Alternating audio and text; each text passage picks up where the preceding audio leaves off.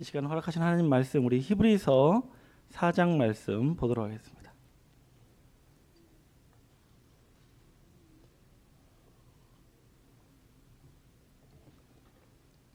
히브리서 4장 1절부터 2절까지 말씀입니다.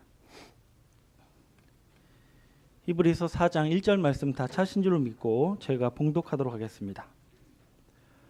그러므로 우리는 두려워할지니 그의 안식에 들어갈 약속이 남아있을지라도 너희 중에 혹 미치지 못할 자가 있을까 함이라.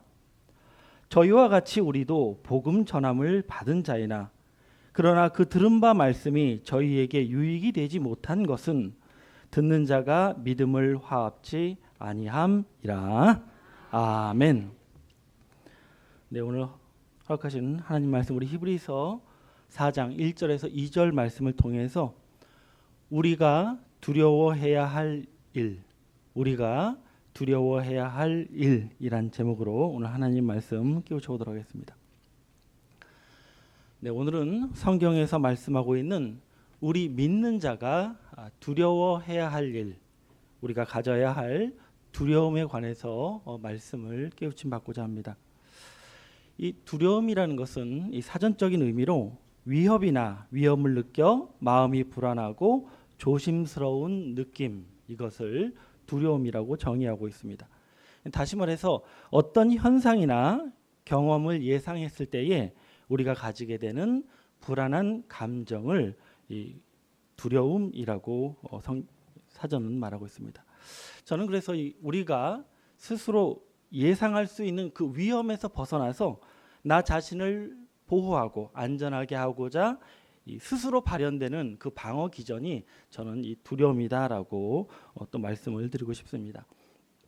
자, 그런데 이 두려움이라는 것이요, 만약 잘못된 사실을 근거로 해서 발생한 것이라면요, 불필요한 그 불안과 고통에 시달릴 수 있는데, 만약 내가 갖게 된 그 두려움의 근거가 사실을 기반해서 나타나는 것이라면은 나 스스로를 경계하고 또한 자신을 안전하게 지킬 수 있는 지혜가 된다는 것을 알기를 원합니다. 자, 그러면 사람은 어떨 때 두려움을 갖게 되는 것인가? 이 두려움의 원인은 각 사람마다 또 상황이나 그가 겪었던 경험에 따라 다를 수 있는데요, 일반적으로는 이 불확실한 상황 때문에, 그러니까 앞으로 어떤 일이 일어날지 몰라서 느끼게 되는 불안한 감정이기 때문에 이 장래에 대한 불확실성이 바로 대표적인 두려움의 원인이 된다고 말하고 있습니다. 그래서 이 불확실성과 두려움은 비례하게 되는 것이죠. 예를 들어서 말씀을 드리면은 요즘 우리가 많이 경험하는 것인데, 지금 미국의 관세라든지 또 지금 우리 국내에서 벌어지고 있는 이 경제적인 불확실성은 앞으로 우리의 상황이 어떻게 될지 예측을 하지 못하기 때문에 굉장히 불안한 감정을 느끼게 합니다. 또한 우리가 나이를 먹으면서 이 건강상의 불확실성을 경험하게 되는데요, 아무래도 나이가 많게 되면 젊은 자보다는 건강의 불확실성이 높아지기 때문에 우리가 건강에 대한 염려를 갖게 되는 것은 당연한 것입니다. 이처럼 사람은 여러 가지 원인을 통해서 이 두려움을 갖게 되는 것인데요, 이러한 두려움은 우리가 세상에서 느끼는 두려움이라면 중요한 것은 이 성경에서 말씀하고 있는 두려움, 우리 믿는 자가 이 두려움을 갖게 된다는 것을 성경은 어떻게 평가하고 있느냐는 것이 중요한 것입니다. 자, 성경은요, 우리 믿는 자들이 하나님을 경외함으로써 갖게 되는 그 두려움은 신앙을 올바르게 하는 지혜가 되고 힘이 되지만, 반대로 하나님을 믿는다고 하면서도 상황에 따라 우리가 갖게 되는 두려움에 빠지게 된다면 그것은 마치 불신자와 같은 믿음 없는 모습으로 간주되기 때문에 하나님 앞에 심판에 이르게 되는 그러한 어리석은 모습이 된다고 경고하고 있습니다. 이러한 내용을 우리 대표적인 이 두려움에 관한 말씀으로 한번 확인해 보겠습니다. 우리 요한일서 4장 18절 말씀을 보겠습니다.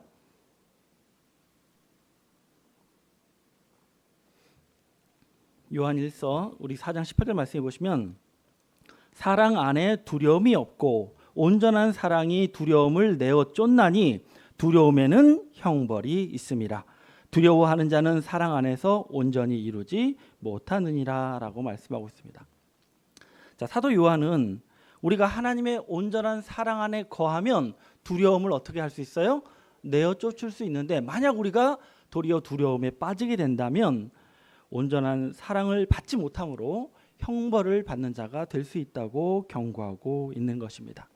그래서 우리는 올바른 신앙을 위해서 우리가 반드시 하나님의 사랑 안에 거함으로 두려움을 내어 쫓을 수 있는 신앙을 우리가 유지해야 될 줄로 믿습니다. 그런데 오늘 본 말씀에는 우리가 하나님의 사랑함에 거함에도 불구하고 우리가 반드시 가져야 하는 두려움이 있다라고 말씀하고 있습니다.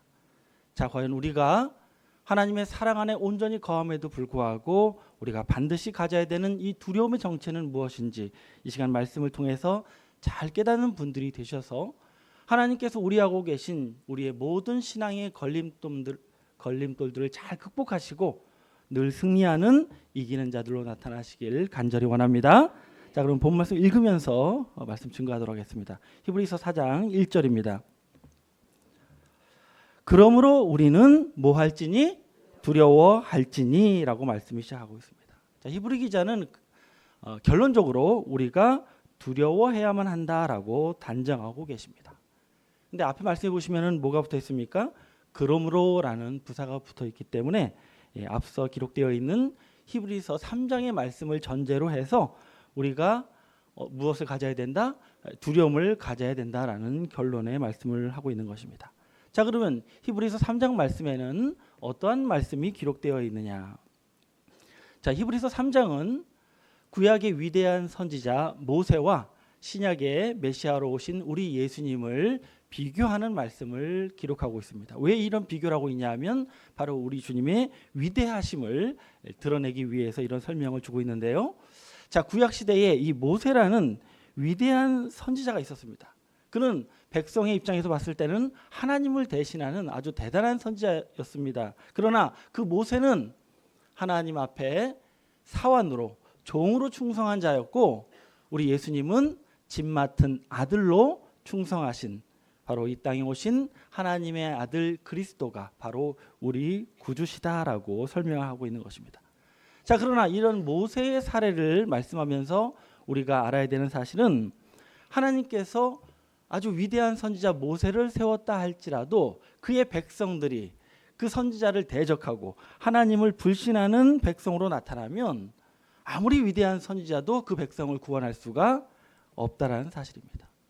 이와 마찬가지로 신약의 우리 예수님께서 위대한 하나님의 아들 그리스도로 이 땅에 오셨다 할지라도 그의 백성된 우리가 선지자를 대적하고 하나님을 의심하는 백성들로 발견된다면 우리 주님도 우리를 구원할 수 없다라는 것을 명심하라라고 말씀하고 있는 것입니다.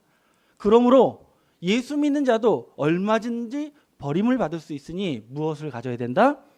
두려워하는 신앙인이 되어야 한다고 말씀하고 있는 줄로 믿습니다. 그래서 오늘 본문에서 말씀하고 있는 이 두려움은 하나님을 향한 불신과 의심을 통해서 생기는 그런 두려움이 아니라 바로 우리 믿는 자들이 마음에 깊이 경계하고 주의해야 할 그 두려운 신앙의 자세를 말씀하고 있다는 것을 알기를 원합니다. 자, 그러면 우리 믿는 자들이 정말 긴장을 놓지 않고 항상 경계해야 되는 이 두려움의 진실은 무엇이냐? 우리 1절 말씀 이어서 보시면은 그러므로 우리는 두려워할지니 그의 안식에 들어갈 약속이 남아 있을지라도 너희 가운데 혹 미치지 못할 자가 있을까 함이라라고 말씀하고 있는 것입니다. 여기서 말씀하고 있는 그의 안식은 무엇입니까? 그가 주시는 안식은 무엇입니까? 예, 바로 우리 주님께서 우리에게 약속하여 주신 안식, 그리스도의 나라, 영생 천국을 가리키고 있는 줄로 믿습니다. 이 약속은 이미 예수님께서 지상에 계실 때에 우리에게 영원한 안식의 처소를 약속하여 주셨고, 이 약속은 주님께서 이 땅에 오심으로 실현될 것이 예정되어 있기 때문에 그의 안식에 들어갈 약속은 확실하게 남아있는 줄로 믿습니다. 근데 이렇게 확실한 약속이 남아있다 할지라도 안타깝게도 그 안식에 들어가지 못하는 자가 있다라고 말씀하고 있는 것입니다. 자, 그러면 이러한 사실을 우리가 그렇게 두려워해야 될 정도의 문제가 되느냐? 여러분, 이 안식에 들어갈 자가 만약 대부분이 들어가고 아주 극소수만 들어가지 못한다면 성경이 굳이 우리에게 두려워하라 말하셨겠습니까? 무엇을 말하고 있습니까? 이 안식에 들어갈 자보다는 들어가지 못할 자가 상당한 수가 될 것이고, 이 약속에 해당되는 자보다는 해당되지 못할 자가 많기 때문에 우리에게 두려워할 것을 경고하고 계신 줄로 믿습니다. 여러분 잘 아시는 열처녀 비유 보시면은 어떻습니까? 어떠한 비율로 들어갈 자가 있고 들어가지 못할 자가 있습니까? 50% 굉장히 큰 확률입니다. 지금 이 자리에서 우리가 함께 예배하고 있는데 이 중에 절반은 만약 들어가지 못하는 결과로 나타난다면은 누가 더 두려운지 아십니까? 남게 되는 50%가 더 두려운 것입니다. 여러분 오늘 이 증거되는 말씀이 이 시대 진리의 성령을 인도로 받고 있는 우리에게 더 경계의 말씀이 되는 것은 무엇이냐면, 여러분 이 땅에 신앙하고 있는 대부분의 분들, 그러니까 죽어서 가는 천국, 부활 없이 들어가는 천국을 소망하시는 분들은요, 사실은 성경에서 약속하고 있는 그 성경대로 구원에 이루는 것을 믿지 못하고 계시기 때문에 성경에서 말씀하고 있는 그의 안식에 들어가는 입장에 놓인 분들이 아닙니다. 그러면 성경에서 말씀하고 있는 그의 안식에 들어갈 약속을 받은 자들은 누구입니까? 주님께서 성경에서 약속하신 대로 주님께서 우리를 위하여 예비하신 안식은 바로 성경에서 약정되어 있는 계시록의 모든 심판이 끝난 이후에 이 세상 나라를 그리스도의 나라로 변화시키고, 그때 죄에서 해방받은 자들이 왕 같은 제사장이 돼서 그리스도와 더불어 1000년 동안 왕노릇하는 이 첫째 부활의 구원을 소망하고 깨달은 우리가 바로 그의 안식에 들어갈 약속을 받은 우리라는 것을 알기를 원합니다. 그래서 성경에서 말씀하고 있는 우리는 두려워할지니 라고 말씀하신 그 우리는 바로 그의 안식, 그리스도의 나라의 복음, 이 첫째 부활의 복음을 깨달은 바로 우리들인 줄로 믿습니다. 자, 그러면 성경에서 말씀하고 있는 우리 가운데 이 안식에 들어갈 자가 있다라고 경고하신 그 근거가 되는 그 사건은 무엇인지 우리 히브리서 3장 16절 말씀을 한번 확인해 보겠습니다. 히브리서 3장 16절 말씀입니다. 우리 18절까지 말씀 보겠습니다. 듣고 경록케 하던 자가 누구뇨? 모세를 쫓아 애굽에서 나온 모든 이가 아니냐? 또 하나님이 40년 동안 누구에게 노하셨느뇨? 범죄하여 그 시체를 광야에 엎드린 자에게가 아니냐? 또 하나님이 누구에게 맹세하사 그의 안식에 들어가지 못하리라 하셨느뇨? 곧 순종치 아니하던 자가 아니냐라고 말씀하고 있습니다. 누구입니까? 누가 이런 안식에 들어가지 못한 사례를 남겼습니까? 네, 모세를 쫓아 출애굽했던 출애굽 1세대들이라는 것을 알기를 원합니다. 그들을 가리켜서 오늘 본 말씀에서 뭐라고 말씀하고 있냐면, 우리 히브리서 4장 2절 말씀을 보시면은 저희와 같이 우리도 복음 전함을 받은 자이나라고 말하고 있습니다. 그러니까 우리가 이 시대 그리스도의 나라의 복음을 전함받은 것처럼 과거에도 하나님의 나라에 들어가리라 하는 복음 전함을 받은 자들이 있었다는 거예요. 그들이 누구인 것입니까? 모세를 쫓아 애굽에서 나왔던 바로 이스라엘 백성들이었습니다. 근데 그들이 어떠한 결과로 나타나느냐? 이들은 분명 모세를 통해서 하나님의 나라에 들어가는 약속을 분명하게 받았습니다. 근데 그들이 40년 동안 한 건 뭐예요? 하나님을 진노케 하는 백성으로 나타났고, 결과적으로 그들이 안식에 들어가는 게 아니라 도리어 나의 안식에 들어가지 못하리라는 맹세까지 이끌어내는 진노의 백성이 되었다고 성경은 경고하고 있습니다. 이러한 역사적인 사실을 놓고 봤을 때 우리도 얼마든지 버림받을 수 있으니 너희도 뭐하는 자가 되라, 두려워하는 자가 되라고 말씀하고 있는 줄로 믿습니다. 자, 그러면 우리는 계속 두려워하면 이 문제가 해결되겠습니까? 그렇지 않죠. 성경은 이러한 경고의 말씀과 더불어 우리가 이 두려움에서 벗어날 수 있는 그 구원의 길도 제시해 주고 있다는 사실을 성경은 기록하고 있습니다. 우리 그 내용을 히브리서 3장 15절 말씀으로 보겠습니다. 15절입니다. 성경이 일렀으되 오늘날 너희가 그의 음성을 듣거든 노하심을 격동케 할 때와 같이 너희 마음을 뭐하게 하지 말라? 강팍케 하지 말라. 하였으니라고 기록하고 있습니다. 자, 히브리 기자는 성경이 이미 우리에게 이 두려운 상황을 피할 수 있는 길을 제시해 주고 있다고 언급하고 있는데, 바로 선지자 다윗의 글을 인용해서 오늘날 너희가 그의 음성을 듣거든, 우리가 하나님의 약속의 말씀을 받거든 하나님을 노하시게 했던 그 사람들과 같이 되지 말고 절대 너희 마음을 뭐하게 하지 말라?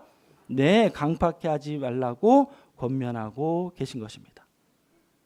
그러니까 너희는 하나님 앞에서 마음을 강팍하게 앉지 않는 자가 되어야 너희가 그의 안식에 들어갈 수 있다라고 알려주고 계신 줄로 믿습니다. 결국 우리가 두려워해야 될 일은 무엇입니까? 우리가 하나님께 분명한 구원의 약속의 말씀을 받았다 할지라도 상황이 여의치 않으면 얼마든지 마음이 뭐하게 될 수 있어요? 강팍해 될 수 있으니 너희는 결단코 하나님 앞에서 마음을 강팍해 하는 자가 되지 말라, 주의하라, 이렇게 경고하고 계신 줄로 믿습니다. 자, 그러면 우리가 과연 이 하나님 백성들이 과연 어떤 상황 속에 이 마음을 강팍하게 하는 자들로 나타날 수 있었는지, 이 히브리 기자가 인용하여 말씀해 주신 이 다윗의 시편 우리 95편 말씀을 통해서 확인해 보도록 하겠습니다. 시편 95편 7절 말씀 보겠습니다.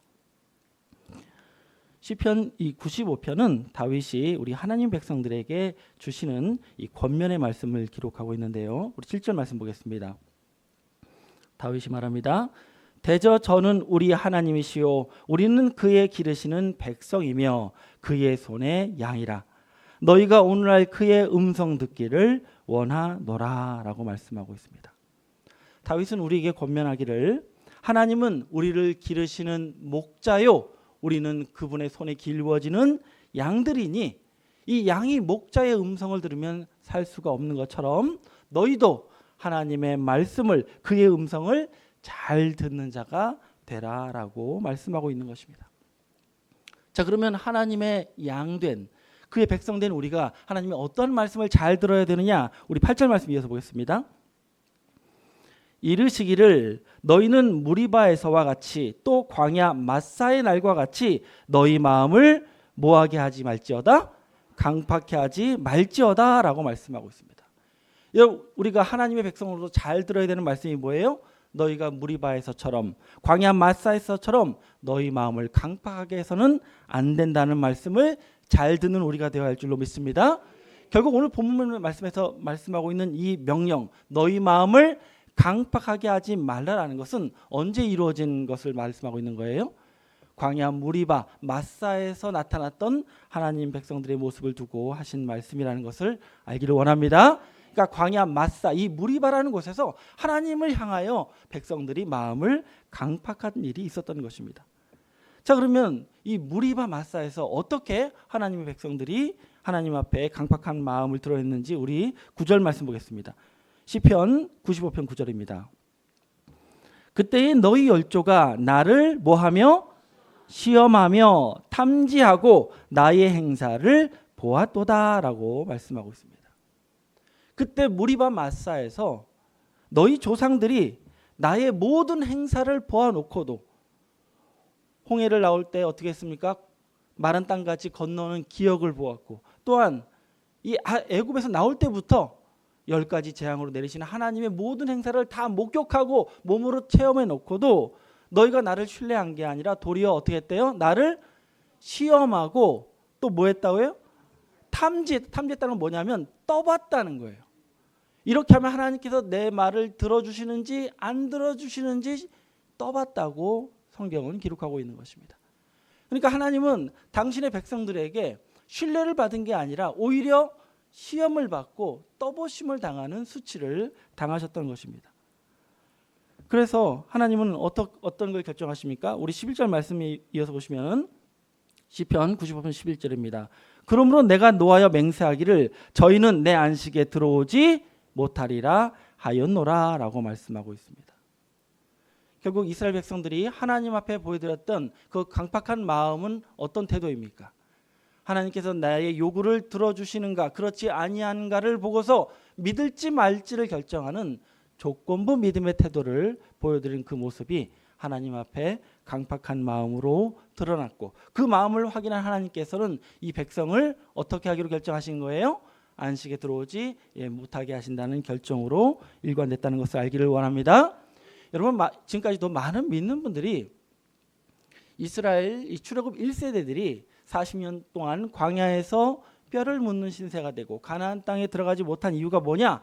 바로 민수기 14장에 기록되어 있는 그 가데스 바네아에서 있었던 가나안 정탐꾼 사건 때문에 그때 10명의 그 정탐꾼들이 부정적인 보고를 하는 걸 듣고서 우리가 애굽으로 돌아가자 하는 그 봉기를 일으켰기 때문에 하나님께서 이 백성을 버리셨다라고 생각했는데요. 그것은 출애굽하고 약 1년 지난 뒤에 있었던 일이고 사실은 언제 결정하신 거예요?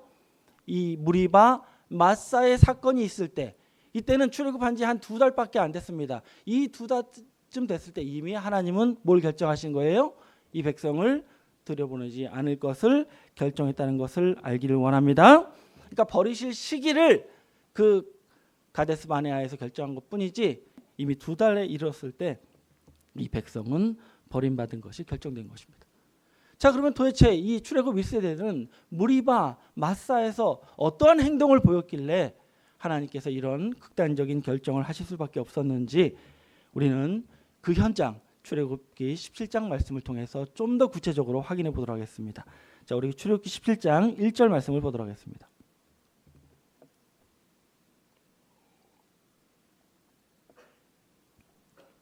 자, 출애굽기 17장 1절 말씀해 보시면은 이스라엘 백성들이 이 홍해를 건넌 직후에 이 신광야를 거쳐서 르비딤이라는 곳에 도착했을 때 일을 출애굽기 17장에 기록하고 있습니다. 1절입니다. 이스라엘 자손의 온 회중이 여호와의 명령대로 신광야에서 떠나 그 노정대로 행하여 르비딤의 장막을 쳤으나 백성이 마실 물이 없는지라라고 기록하고 있습니다. 자, 지금까지 이스라엘 백성들이 약 2달쯤의 여정 동안에는 하나님께서 인도하심을 따라 그곳에서 이렇게 장막을 쳤는데 그 모든 장막지에는 다 먹을 샘물이 있었습니다. 그런데 안타깝게도 이 르비딤에 왔을 때는 뭐가 없는 거예요? 이에 마실 물이 없는 곳에 장막을 치게 되었습니다. 그랬더니 백성이 어떤 태도를 보였느냐? 2절에 보시면 백성이 모세와 다투어 가로되 우리에게 물을 주어 마시게 하라라고 말씀하고 있습니다. 지금 백성들이 물이 없는 곳에 장막을 치게 되자 누구와 다투는 거예요? 모세와 다투다. 이건 다툰다는 것은 대들었다는 것입니다. 이 사명자를 향해서 대들면서 뭘 달라는 거예요? 우리에게 마실 물을 달라라고 요구를 했던 것입니다. 마치 맡겨놓은 것처럼 책임이 다 모세에게 있는 것처럼 이 선지자를 공박했던 것입니다. 근데 이것이 모세는 나를 향한 것이 아니라 하나님을 향한 것인 걸 알았어요. 그래서 모세는 이렇게 말합니다. 모세가 그들에게 이르되 너희가 어찌하여 나와 다투느냐? 너희가 어찌하여 여호와를 시험하느냐라고 그들에게 야단을 치게 됩니다. 그러나 백성의 태도는 바뀌지 않습니다. 이제 그들이 가지고 있던 그 주머니에 담아놨던 물까지 다 떨어지자 더 강력하게 항의를 합니다. 우리 3절 말씀 보시면은 거기서 백성이 물에 가라매 그들이 모세에 대하여 원망하여 가로되 당신이 어찌하여 우리를 애굽에서 인도하여 내어서 우리와 우리 자녀와 우리 생축으로 목말라 죽게 하느냐라고 말을 하게 됩니다. 자, 이제 완전히 물이 소진되니까 이 본격적으로 모세에 대해서 이제 원망을 늘어놓는데 뭐라고 원망하고 있습니까? 자신들이 겪는 3가지 피해를 호소합니다. 우리 자신과 우리 자녀와 나의 모든 생축까지 다 죽게 됐다. 우리 가족은 물론이고 내 재산까지 피해를 입게 됐다고 호소를 하게 되는 것입니다. 이러한 백성의 아주 무례한 원망을 들은 모세는 더 이상 그들과 싸울 수가 없었고 하나님을 향해서 부르짖을 수밖에 없었습니다. 그리고 하나님께서는 아무 대응도 하지 아니하시고 모세에게 반석을 쳐서 그들에게 물을 주라고 명령하시게 됩니다. 사실은 지금까지 이 백성을 위해서 목숨을 걸고 이 사명을 감당했던 자는 누구입니까? 모세 선지자였습니다. 그런데 그 선지자를 향해서 원망을 늘어놓는 것을 보고서 이제 모세는 이러한 말을 하게 됩니다. 우리 출애굽기 17장 7절 말씀 보겠습니다. 그가 그곳의 이름을 마사라 또는 무리바라 불렀으니라고 기록하고 있습니다. 모세는 이 백성들이 자신들을 향해서 다투고 있는 이 사실을 경험하면서 그곳의 이름을 르비딤이 아니라 뭐라고 부른 거예요? 마사, 시험이라고 불렀고 무리바 다툼이라고 그 장소를 칭하게 된 것입니다.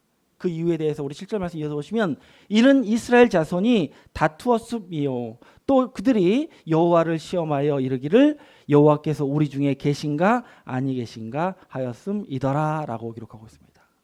백성이 나를 향하여 대들고 또 하나님의 우리와 함께 계심을 의심하고 시험하는 이 태도를 보고서 모리바 마사에서 이 백성들이 하나님을 향한 원망, 그 강팍한 마음을 드러낸 것을 경험하게 된 것입니다.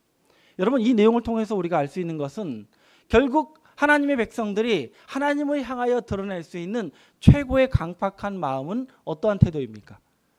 어떠한 태도를 했을 때 강팍함이 완전히 드러납니까? 누구를 향해서?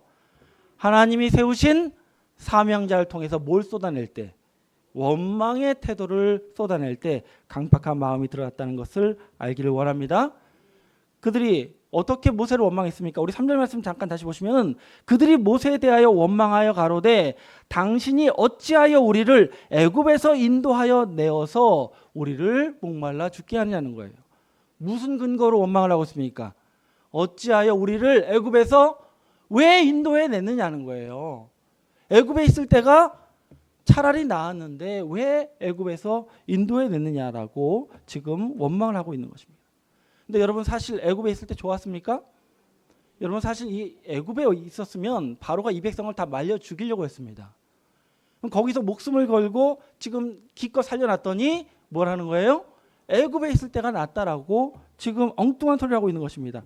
우리 이 백성은요, 이 양식이 떨어졌을 때도 똑같은 반응을 보였는데 우리 출애굽기 16장 3절 말씀을 좀 참고로 보겠습니다. 이때는 회중에 이제 양식이 떨어졌을 때 보였던 반응인데요. 그들이 이르되 우리가 애굽 땅에서 고기 가마 곁에 앉았을 때와 떡을 배불리 먹었을 때에 여호와의 손에서 죽었다면 좋았을 것을 너희가 이 광야로 우리를 인도하여 내어서 이 온 회중으로 줄여 죽게 하는도다라고 원망을 하고 있는 것입니다. 저는 이 말씀을 읽으면서 알게 된 것은 우리가 이런 속담이 있잖아요. 먹고 죽은 귀신은 때깔도 곱다라는 귀신이 아마 그때도 있었던 것 같습니다. 이 백성이 이때 똑같은 말을 하고 있는 거예요. 배고파 죽고 목말라 죽느니 차라리 배불리 먹고 죽는 게 낫다라고 지금 원망을 하고 있는 거예요. 여러분 이게 지금 논리적이고 이성적인 표현입니까? 이건 말도 안 되는 억지 우기는 거예요. 원망을 위해서 원망을 그냥 만들어내고 있는 것입니다. 여러분 이들이 이 광야에서 왜 애굽을 떠올리면서 지금 사명자를 공박하고 있다고 생각하십니까? 왜 이들이 이러고 있다고 생각하십니까? 여러분 저는 이들이 지금 두려움 때문에 이러고 있다고 생각합니다. 무엇 때문에 이래요? 두려움의 원인이 무엇입니까? 사람이 무엇을 경험할 때 두려움을 갖게 된다고 제가 아까 말씀드렸죠? 불확실성을 맞이했을 때 두려워하는 거예요. 지금 이스라엘 백성들은 무엇이 불확실하냐면 내가 과연 어디에 가겠냐는 거예요. 가나안 땅에 들어가겠냐는 거예요. 그 가나안에 들어간다는 하나님의 약속이 지금 뭐가 된 거예요? 불확실한 일이 돼버린 것입니다. 그러니까 무엇에 집중하는 거예요? 지금 눈앞에 펼쳐진 지금 물이 떨어지고 양식이 떨어진 이 현실이 더 확실한 거예요. 그 확실한 현실이 불안해서 누구를 공격하는 것입니까? 사명자를 공박하는 자들이 된 것입니다. 여러분 우리가 이 상황 속에서 알아야 된 것은 이 이스라엘 백성들에게 있어서 가장 확실한 약속은 뭐냐 하면 이들이 어디에 들어간다는 사실이에요? 가나안 땅에 들어간다는 이 사실이 가장 확실한 사실이었다는 것을 알기를 원합니다. 근데 그것이 뭐가 된 거예요? 불확실한 것이 돼버린 거예요. 그러면서 확실치도 않은 내가 목말라 죽고 내가 배고파 죽을지도 모른다는 이 불확실한 사실이 오히려 그들을 주장하고 그들을 흔들리게 해서 하나님 앞에 강팍한 마음을 드러내고 사명자를 공박하는 어리석은 백성이 됐다는 것을 알기를 원합니다. 여러분 생각해 보십시오. 이 이스라엘 백성들이 이 1세대들이 광야에서 목말라 죽지 않았고요. 배고파 죽지 않았습니다. 그들이 어떻게 죽어갔습니까? 그들이 광야 40년 동안 병들어 늙어 죽었습니다. 그들의 40년 동안 광야 여정은 그들이 늙어 죽을 때까지 기다리는 하나님의 기다림의 시간이었다는 것입니다. 결국 이 이스라엘 백성들은 눈앞에 펼쳐진 그 두려움에 매몰돼서 정말 가장 확실한 하나님의 약속을 의심하고 믿지 못하는 자가 돼서 가장 확실한 그 안식에는 들어가지 못하고 그들이 늘 걱정했던 그 건강과 그 삶의 두려움에 매몰돼서 광야에서 죽어가는 신세가 되었다는 것을 우리는 깨달아야 할 줄로 믿습니다. 결국 본문 말씀에서 이 히브리 기자가 우리에게 두려워하라 명령하신 그 정체는 무엇입니까? 오늘날 우리에게 약속하여 주신 너희를 그리스도의 나라에 들어가게 하리라 하신 이 약속이 가장 확실한 약속인 줄로 믿습니다. 이것에 제발 의심하지 말고 거기에 들어가지 못할까 염려해서 흔들리는 자가 되지 않기를 우리에게 권면하고 계신 줄로 믿습니다. 당장 눈앞에 펼쳐진 이 먼지 날리는 광야의 이 황망함 때문에 하나님께서 주신 약속을 의심하고 하나님을 의심하고 사명자를 공박하는 자가 됐다가 결국은 버림받는 백성이 될 수도 있으니 두려워하는 자가 되라고 요구하고 계신 줄로 믿습니다. 우리 본 말씀 히브리서 4장 2절 말씀 보겠습니다.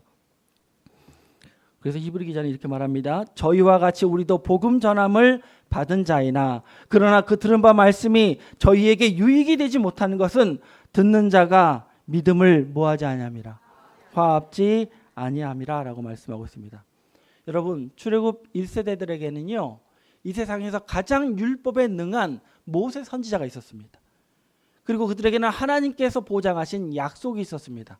근데 그 위대한 선지자도 그 하나님의 약속도 그들에게 전혀 유익이 되지 못했습니다. 왜 그렇습니까?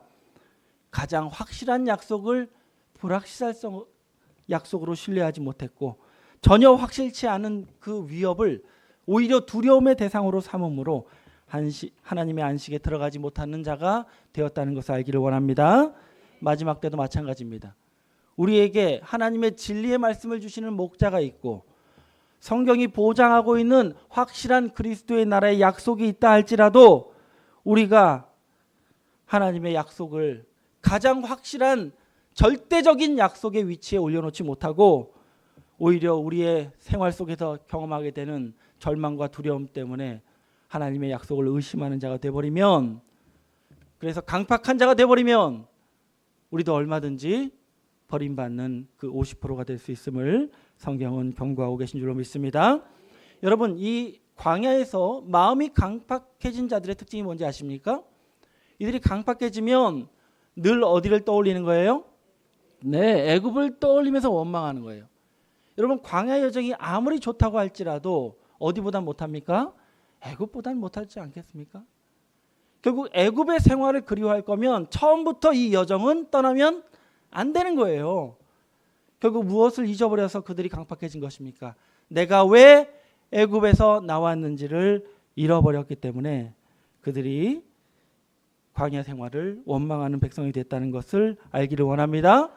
이 백성이 왜 애굽에서 나왔습니까? 어디를 가기 위해서 나오는 것입니까? 네, 하나님의 약속의 땅 가나안 땅에 가기 위한 것이었습니다. 결국 가나안을 향한 이 소망과 믿음이 없어진 자가 마음이 강팍해지고 마음이 강팍해진 자가 버림을 받는 이러한 사이클이 돌아가는 것을 우리는 알 수가 있습니다. 이 자리에 나와서 일부 예배를 드리고 계신 여러분들은 왜 지금의 신앙을 시작하셨습니까? 분명 세상에서 손해보고 분명 소모적인 시간을 허비하고 여러분에게 유익보다는 유익하지 못한 것이 더 많은 것이 나타날 걸 뻔히 알면서도 왜 이 신앙 시작하셨습니까? 예, 바로 지금의 나의 신앙의 길이 나를 그리스도의 나라로 인도하는 여정이 될 것을 믿고 이 여정을 함께하고 있는 줄로 믿습니다. 그래서 제가 여러분께 팁을 드리겠습니다. 이 광야 여정에서 성공하는 자가 되기 위해서는 무엇을 해야 되느냐? 우리의 지금의 상황을 세상과 비교하지 마시고 애굽과 비교하지 마시고 우리가 들어가야 될 그 나라의 우리의 삶과 비교하는 지혜자가 되길 원합니다. 여러분들은 이 약속을 쫓아 반드시 그 나라에 들어갈 주역이 될 줄로 믿습니다. 그러면 들어가 있는 내가 아직 들어가지 못해서 힘들어하는 나를 바라보면서 충고해 줄 수 있어야 되는 거예요. 지금 그 어려움 아무것도 아니야. 조금만 더 참으면 너에게 하나님의 인도하심이 있을 것을 기대하는 자가 되라고 권고하여 줄 줄로 믿습니다. 그리고 그 나라를 향한 기대와 그 소망으로 믿음을 이룬 자는요 일관될 그 마음을 유지해야 됩니다. 그래야 끝까지 들어가는 자가 될 줄로 믿습니다. 여러분이 진정 그리스도의 나라를 향한 소망으로 무장한 날이 된다면 여러분들이 무엇을 두려워하는 자가 되어야 되겠습니까?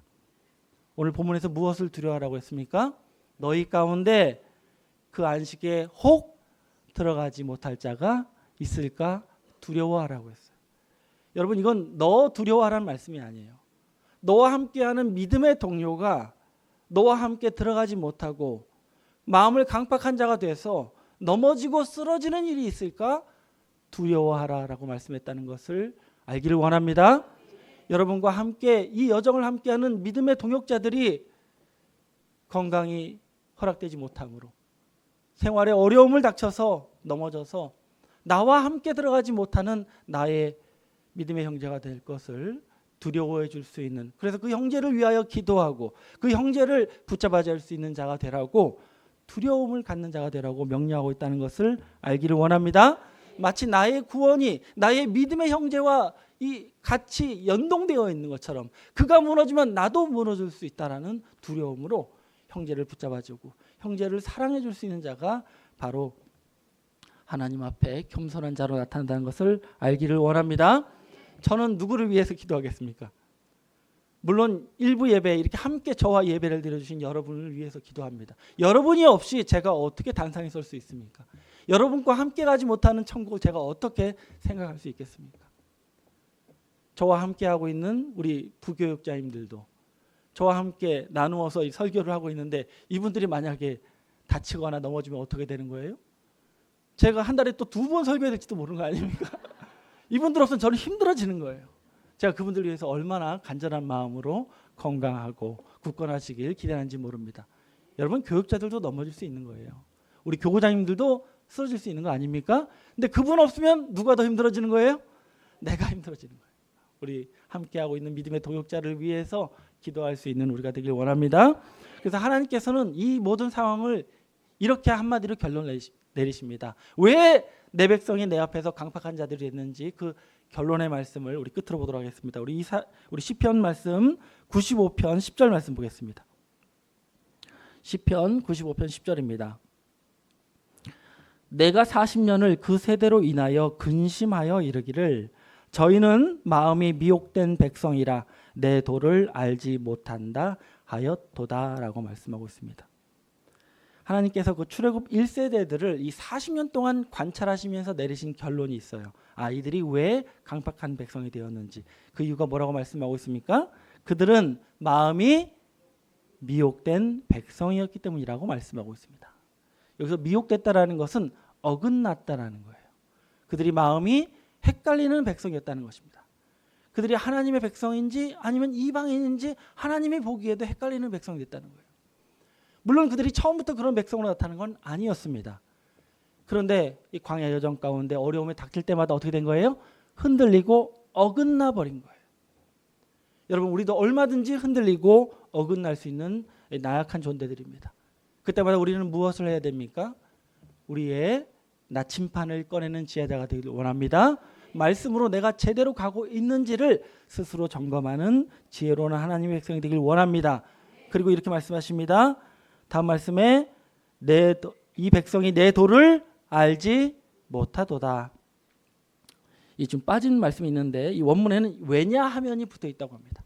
왜냐하면 그들이 왜 어긋나버린 백성이 됐냐 하면 그들이 내 도를 알지 못했기 때문이라고 말씀하고 있습니다. 하나님께서 가시고자 하는 그 길을 이 백성이 알지 못해서 그렇게 됐다는 거예요. 근데 이들이 모르고 나왔습니까? 어디 가는지 모르고 나온 거예요? 알았어요. 근데 왜 이렇게 됐습니까? 왜 알지 못하는 백성이 됐습니까? 그들이 관심이 없어진 거예요. 어느 순간 이 백성이 이 가나안에 관심 없는 백성으로 살더라는 것입니다. 저와 여러분의 관심은 어디를 향해만 있어야 됩니까? 그리스도의 나라를만 향해 있어야 돼요. 천년 왕국으로만 향해 있어야 되는데 마치 관심이 없는 백성처럼 나타나고 있었다는 것입니다. 여러분, 우리가 하나님 앞에서 하나님 앞에 하나님을 사랑해 드리는 길이 뭐냐 하면 하나님께서 보여주신 그 섭리, 그 길을 관심 갖고 거기에 마음을 쓰고 귀를 기울이는 거예요. 그게 하나님을 사랑해 드리는 길이라는 것을 알기를 원합니다.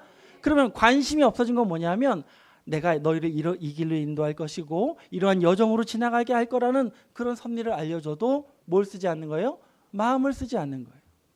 마지막 때도 이러한 자가 있을 것을 인자 같은 이가 계시록에 경고하고 있습니다. 우리 그 말씀을 마지막으로 보겠습니다.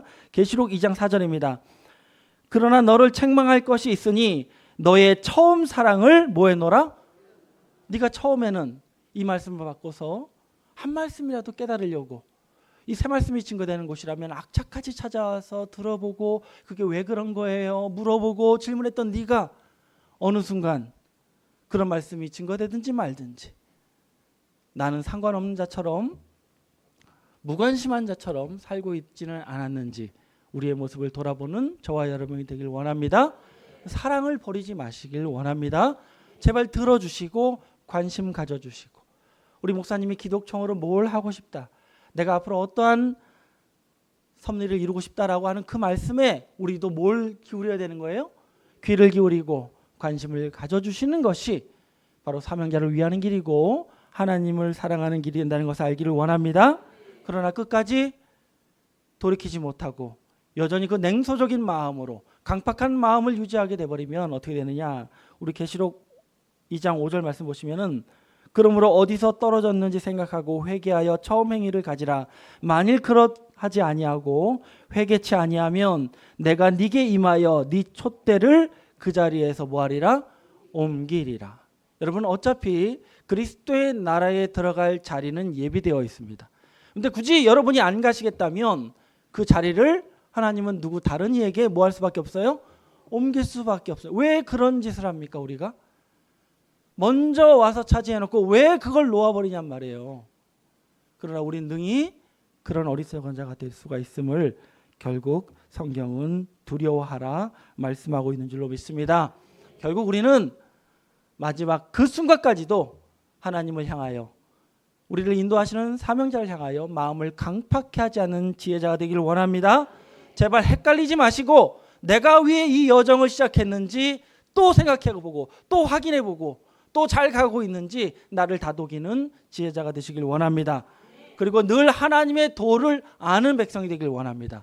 나를 어디로 데려가시는 하나님이신지 나를 지금 어디까지 데리고 오셨는지 잘 체크하고 이 길의 여정에서 결코 나를 낙오자로 만들지 않는 지혜로운 백성이 되셔서 결국 여러분에게 주신 하나님의 이 안식의 약속이 여러분의 믿음과 화합한 분들이 다 되셔서 끝내 이 나라의 주역들로 나타나시는 귀한 성도님들이 되시길 예수님의 이름으로 축원합니다. 감사합니다. 말씀하시겠습니다.